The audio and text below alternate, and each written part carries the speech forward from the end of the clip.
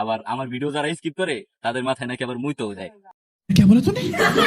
আবার আমার ভিডিও যারা স্কিপ করে তাদের মাথায় নাকি আবার মুইতেও যায়।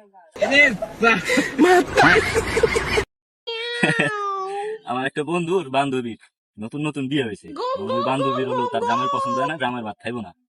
তো এখন ওই বান্ধবী দিনে ধরার ভাব ধরতেছে। वो अलग ही लेवल का बंदा था। গাছ উঠে থাকে, বসে থাকে, গাছে থেকে থুতু দেয় মানুষেরে। আবার আমার ভিডিও যারা স্কিপ করে তাদের মাথায় নাকি আবার মুইতেও যায়। क्या बोला तूने? আবার আমার ভিডিও যারা স্কিপ করে তাদের মাথায় নাকি আবার মুইতেও যায়। তো মেয়ের বাপ মা তো মনে করেন ঝামেলায় পড়ে গেছে, ডাক্তার কবিরাজ দেখাইতেছে। তো ডাক্তার কবিরাজ বাইটা পর্যন্ত খাওয়াইছে, তাও কোনো কাজ হয় নাই। তো এলাকার এক বয়স্ক কবিরাজ সন্ধান পাইছে মেয়েটার। তো মেয়েটার সন্ধান পাইয়া মেয়েদের বাড়িতে গেছে। এখন মেয়েদের বাবা মার সাথে কথা বলতেছে যে আমি এই রোগকে ঠিক করে দিতে পারবো। তো আমার একটা নতুন লুঙ্গি, একটা গামছা, একটা মাটির পাত্র এগুলো লাগবে।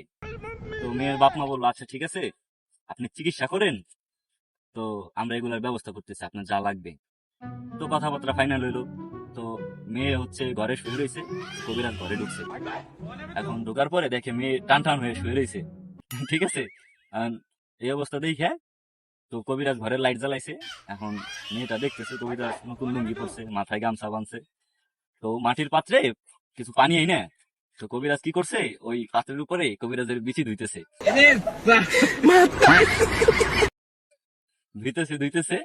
ওই মেয়েটা আবার ওই সবকিছু দেখতেছে। এখন কবিরাজ ওই মেয়েটারে বলতেছে যে তুই কি ভন্ডামি বাদ দিয়ে সুস্থ হবি, নাকি তোর বাড়ির লোকজনরা বলবো এই বিচি দেওয়া পানি তোর প্রতিদিন 2 চামচ করে খাওয়াইতে। এখন মেয়ে তো এগুলা দেখে আর এগুলা শুই না, লাভ দুইটা কবিরাজের পাও জড়াই দিচ্ছে। তাই পাও জড়াই ধরার পরে বলতেছে যে বাবা আমার ভুল হয়ে গেছে, আমি এরকম আর করবো না। তো এইভাবে আর কি মেয়েটা সুস্থ হয়। তো আপুরা, এখন আপনাদেরও কি এরকম সমস্যা আছে নাকি? ভালো হয়ে যান, নাহলে কিন্তু কবিরাজের বেশি ধোয়া পানি খেতে হবে।